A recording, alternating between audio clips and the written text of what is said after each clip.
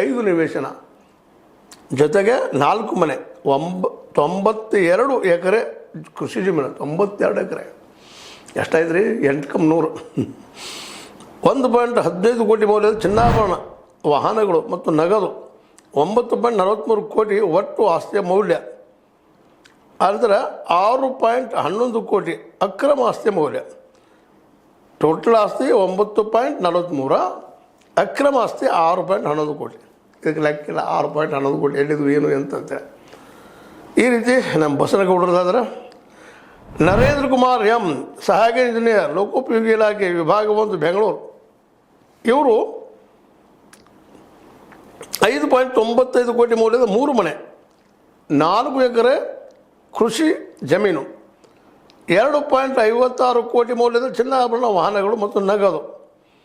8.51 ಕೋಟಿ ಒಟ್ಟು ಆಸ್ತಿ ಮೌಲ್ಯ ಟೋಟಲ್ ಆಸ್ತಿ 8.51 ಕೋಟಿ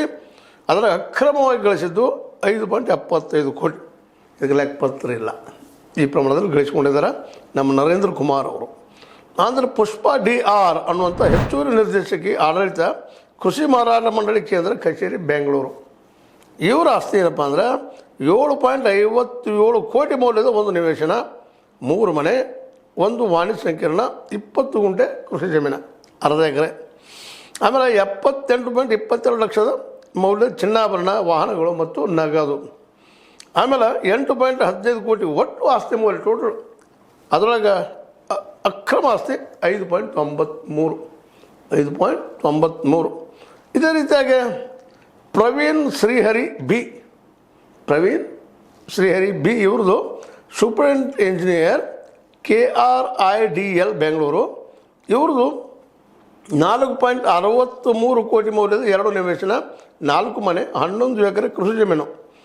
ಇನ್ನು 1.26 ಕೋಟಿ ಮೌಲ್ಯದ ಚಿನ್ನಾಭರಣ ವಾಹನಗಳು ಮತ್ತು ನಗದು 5.88 ಕೋಟಿ ಒಟ್ಟು ಆಸ್ತಿಯ ಮೌಲ್ಯ ಅದರಾಗ ಅಕ್ರಮವಾಗಿ ಗಳಿಸಿದ್ದ ಆಸ್ತಿ